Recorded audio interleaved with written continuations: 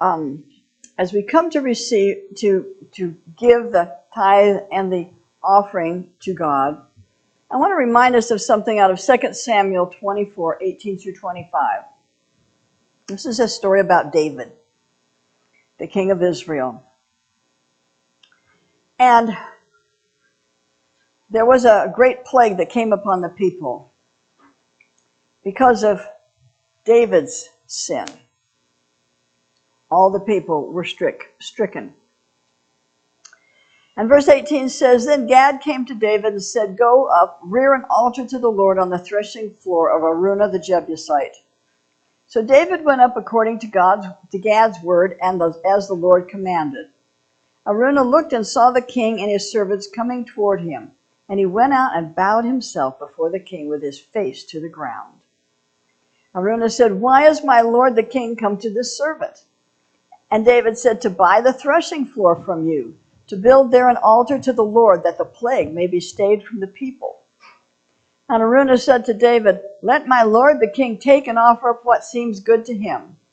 Behold, here are the oxen for burnt sacrifice, and threshing instruments, and the yokes of the oxen for wood.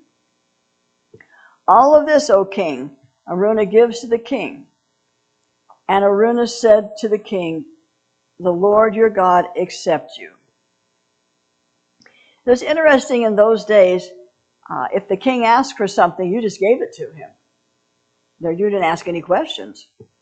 And here the man is offering whatever the king wants, he can take. But this king was more righteous than that. He'd already made a mistake, and he wasn't going to make two of them. And in verse 24, the King David said to Araunah, No, I will buy it of you for a price, and will not offer burnt offerings to the Lord my God that don't cost me something. So David bought the threshing floor and the oxen for 50 shekels of silver. And David built there an altar to the Lord and offered burnt offerings and peace offerings. So the Lord heeded the prayers for the land, and Israel's plague was stayed. Offerings, even the tithe. Many times we feel like we don't have enough to give.